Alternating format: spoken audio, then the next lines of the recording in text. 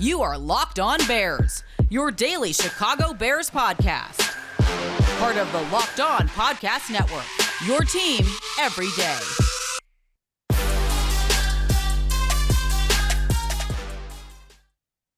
The Chicago Bears hired Matt Eberflus in part for his defense, but he's going to let defensive coordinator Alan Williams actually call the plays and run the defense, and his flavor is going to be mixed into what we see on the field in Chicago. This is Locked On Bears, and I'm your host, Lauren Cox. I'm an analyst for Pro Football Focus, and I'm here to bring you your daily, in-depth Chicago Bears news and analysis. You can follow me on Twitter at CoxSports1. You can follow the podcast on Twitter at Locked.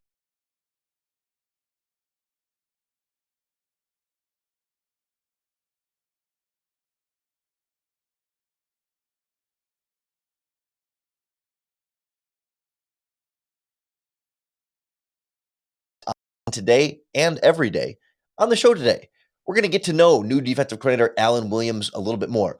We'll hear from him specifically his thoughts on how they translate some of Matt Eberflus's principles, philosophies, identities for this team, and how they get players to buy in, and why he says players don't buy in right away, and how that process works, and why players don't tend to buy in right away, but do over time, and how that all sort of comes together. We'll talk about some of the potential scheme changes and converting some of what they did under Sean Desai to this more Eberflus Williams Tampa 2 style, more of a 4-3 front than a 3-4, and some of the things and the key positions that are critical to making that transition. We'll wrap up with a closer look at some of the success the Colts had with Eberflus and Williams as his assistant in finding players that weren't necessarily household names, cast-offs, unheralded players, and turning them into more consistent contributors and to some extent, like bigger name, big-time contributors for that defense. But I'm curious to see how this coaching staff implements a lot of what they want to do, right? They talk, and we've heard this week on the podcast and at the introductory press conferences a couple weeks ago about all the ideas of the culture they want to instill, the identity they want to have, the philosophy they want this team to be. And all those ideas, sound good when it's spoken in January and now February when they're talking about it. And on paper, right, that idea of like, it all sounds all fine and dandy, but actually executing it, getting players to, follow through on it and implement it successfully in Chicago is another story. He hasn't done it as a head coach before and hasn't brought it from the Colts to another organization quite in this same way. But new defensive coordinator Alan Williams, I think, has a really good perspective on how that process is going to work and why, it's not going to be a seamless, immediate transition where everything just clicks right away. But he's confident, and the team is confident that over time it will achieve the results, and the players will see it too. Just curious, in your experience with Matt over the last few years, what do you think? Why do you think players bought in to his style and what he was teaching, and what enabled them to just follow him and do follow his leadership, I guess? Yeah, Sean, great question. They didn't buy in at first. What we're going to ask them to do is going to be, Sean, it's not difficult, but it's extremely hard. We're going to ask guys to give us 100% when they get on the field, 100% hustle. We're going to ask guys to be intense. We're going to ask them to do some things that they may not be used to doing. And so you ask, what was the buy-in? At first, there wasn't a buy-in because it was difficult. But they little by little, they saw how the hits philosophy translated into us playing well. They saw, based on us being able to measure those things, they saw how we were improving, not in big leaps, but our thing was at 1%, 1% better, 1% better, and then ultimately those things turned into wins. And as we all know, this is this league is your wins and losses. So hits principle turned into turnovers The turnovers turned into us winning football games. So that was the buy-in when they saw the results of all that hard work, all the running to the ball, and not just in games, but every day in practice. The attention to detail in the walkthroughs. So those were all things that helped with the buy-in.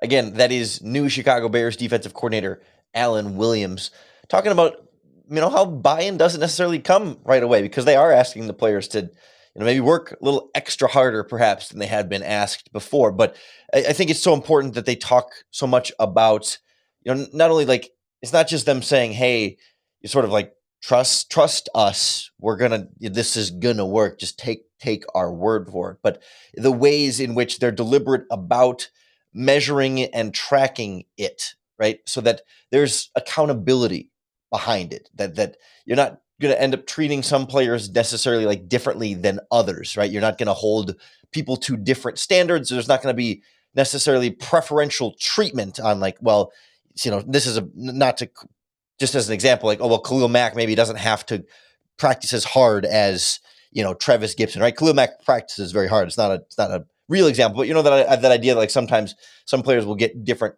types of treatment. Like, no, that there is that buy-in, and it's not just wins either. Like, of course, wins are the measurement and should be the standard that they're being held to, but also he talked there about how it leads to better individual performances, tends to lead to more turnovers, and all that then leads to wins. But I think there are facets there to where when you do lose and there is adversity, because they're not going to win every game, there are other ways they can point to the success that their method can produce, other ways they can show improvement in addition to wins. Just sometimes maybe when the wins aren't going to be there 100% of the time and there might be adversity or doubt, they can point to other things and other ways that they're measuring the way that philosophy, that program has been successfully implemented to get players to buy in and remain bought in. Players certainly in Indianapolis, more than enough bought in, but there's going to need to be some buy-in schematically, on the field, X's and O's. Some things are going to be at least a little bit different than what we saw from Sean Desai and Vic Fangio and Chuck Pagano and the Bears defenses prior to that. Not drastically different, but a new front, some new coverages on the back end. We'll go through some of that transition process, what that might look like, and some of the philosophies for how Alan Williams wants to build out this Bears defense, in part with free agency in the draft and just generally speaking, team building philosophy on this defense, next on Locked On Bears.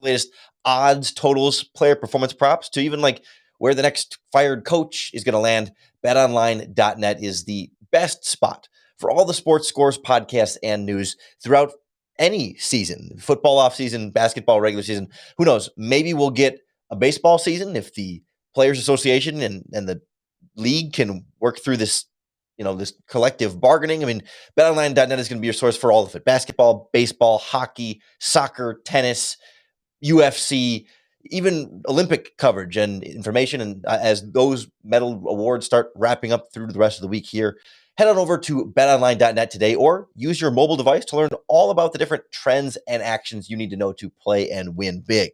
BetOnline is where the game starts. The Chicago Bears defense is going to start with some transition here under Williams and Matt Eberflus. And right, there's that distinction here of like, yes, it's Matt Eberflus's defense, but it's also Alan Williams's defense. But they've been coaching together for a long time, and they've been fairly step for step here in what this is going to look like moving forward. And so much of it is going to depend on the players that they have and the players that they are able to bring in to build things out. It's not going to look exactly the same in the front seven. Plus, you've got free agents on this team, right? Akeem Hicks potentially moving on. What's going to happen with Eddie Goldman? Is he going to be the nose tackle in this 4-3, or are they maybe ready to move on from him? That seems to be more of maybe a fan and maybe media too storyline of like what's going to happen with Eddie Goldman. Maybe there's some legs to it, but certainly there hasn't been any direct indication from the team exactly what's going to happen there. But probably some changes on this defensive line. Going to need to bring in some linebackers, to go with Roquan Smith in that front seven. What exactly that's going to look like, and then the back end of the secondary is probably going to look different besides Jalen Johnson and Eddie Jackson. So that there's going to be some change here, and there's going to take some time, right? Not only with any sort of change of new players, but then also change of what you're asking some of these players to do. And there's going to be some carryover, and then they're not just going to force everyone into some style of defense that might not be the best fit for them. But even defensive coordinator Alan Williams is fairly ready to admit that, hey, it's not just going to be instant seamless transition for everybody right away. But again, like we talked about with the philosophy and the hustle and the hits, like as long as they buy in and continue sticking with it, he's confident that they're going to see the results and want to be a part of it and really stay bought in as a result. I'm curious, how long, in your opinion, will it take to convert to the scheme and get it working at a high level? And then I was also wondering if you could talk about the significance of the 3 technique position for what you guys are going to require.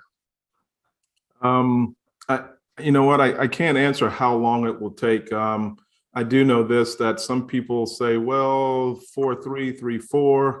When you have good players are good players no matter what scheme they're in.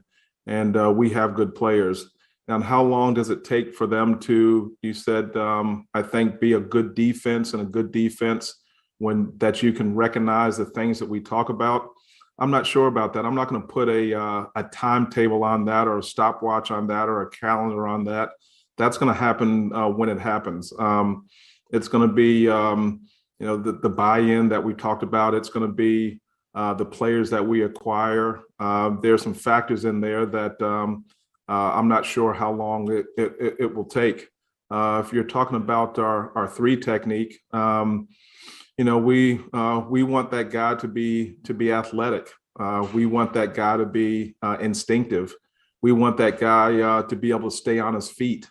When he gets a one-on-one, we want that guy to be able to beat his one-on-ones. And really, the things that I'm talking about, you can probably say that about everybody on our defense, about those things. We want that guy to play with relentless effort. We want that guy to be smart. So that guy is one of the staples of the defense, because one of the things I do believe is that good defense is built through the middle. And so that's the middle part of our defense. So that guy's going to be a tremendous part of the success of Chicago Bears football, and specifically Chicago Bears defensive football.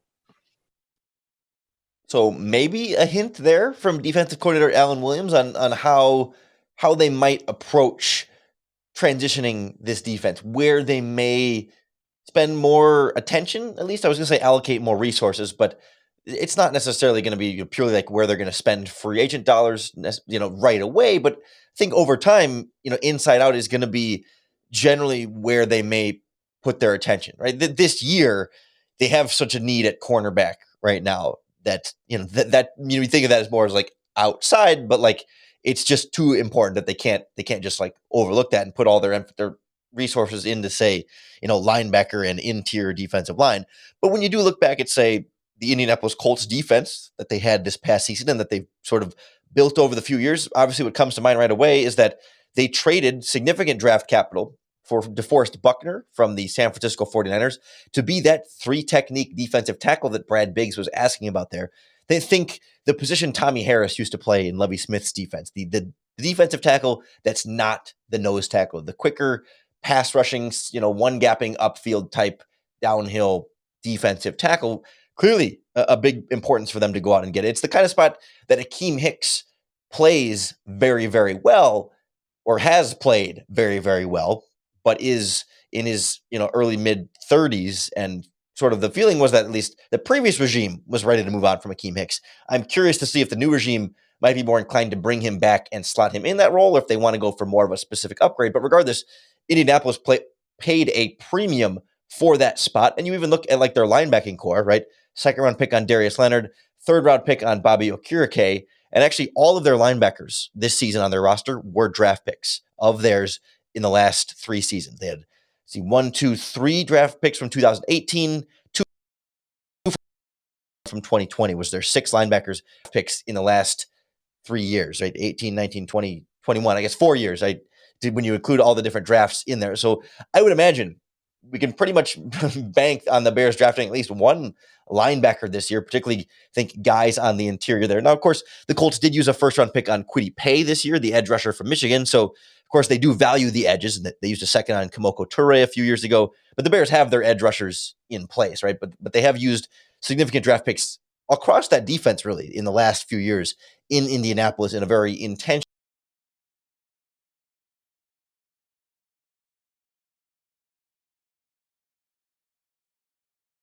to invest that much right away there. But it's just something to keep in mind as we get through this team building process here and as they adjust to this 4-3, that's going to be where potentially more of the needed differences are going to be, right? Cornerbacks are going to play different coverages at times, but they're not lining up very differently in these defenses necessarily, whereas the linebackers and defensive line might be a slight difference. I do think the 4-3-3-4 designation thing can be a little bit overrated, and we talked about that when Eberflus was first hired, but it is still something that's going to be a factor in perhaps the types of players they go after and what they're going to ask some of those players to do. Particularly the team building aspect of this is going to be interesting to me for this Bears defense now, because the Colts defense, other than Buckner and Leonard, really weren't a lot of like top flight talent, not a lot of like star-studded perennial Pro Bowl type guys. They found lesser players and got them to play better in Indianapolis than they did elsewhere. And defensive coordinator Alan Williams gave away some of the secret sauce there as to how they were able to do it. We'll explore some of that process and how that might apply to the Bears next on Locked On Bears.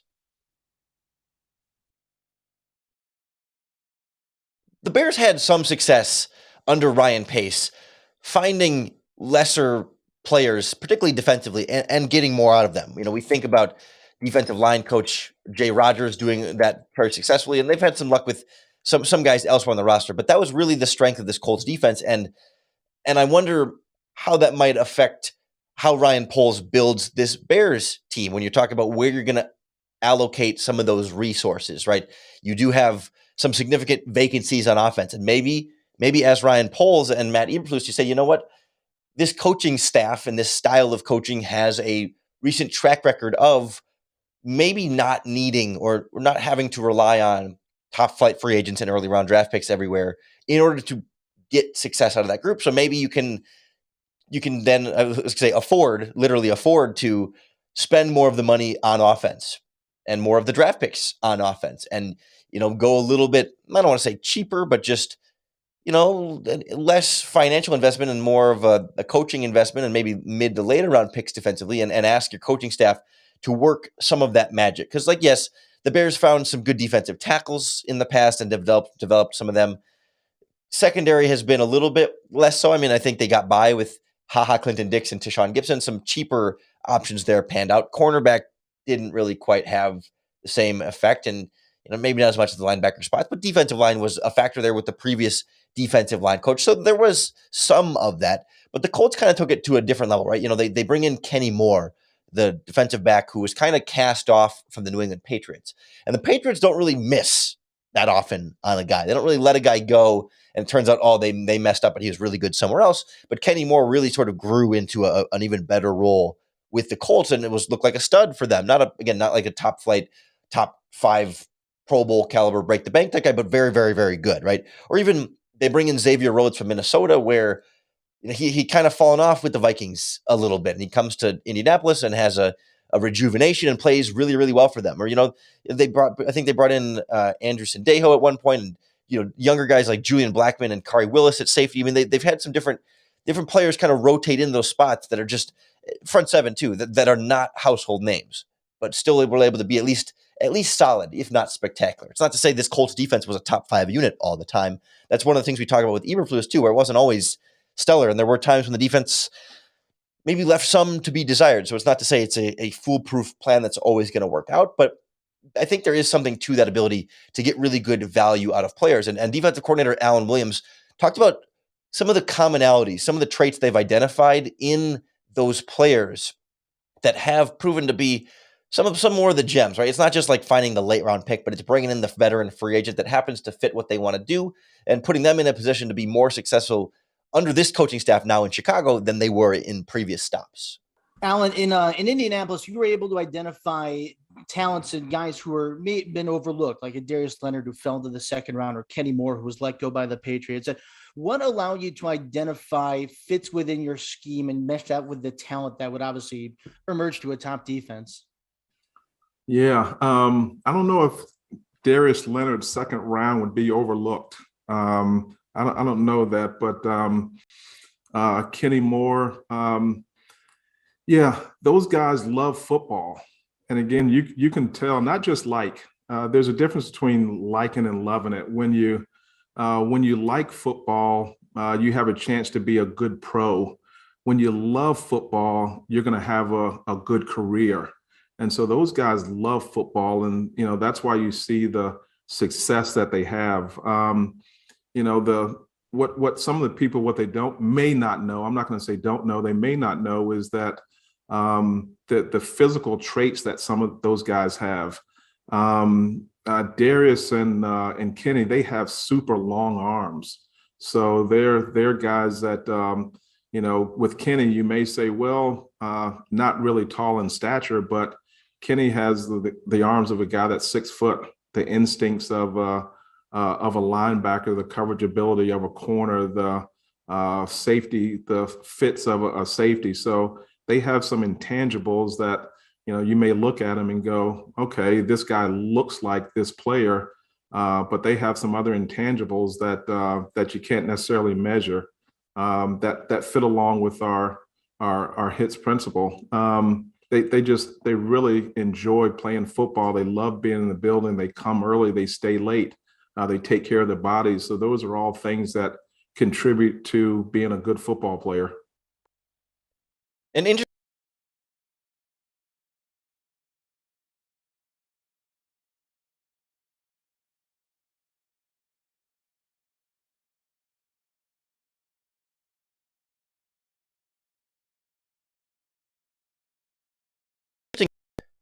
I think there is something to be said there about what's important and what's not important to them on the field and sort of off the field, because it's also on the field when it's their love of football, right? But I guess the measure, the intangibles and the tangibles and the intangibles, and I think that's an interesting way to think about it, right? Of finding the guys that truly love football and how to separate that. When you're meeting with a free agent or a draft prospect, I mean, everyone's going to sort of make it seem like they like football, but clearly they've had some success in being able to parse some of that out.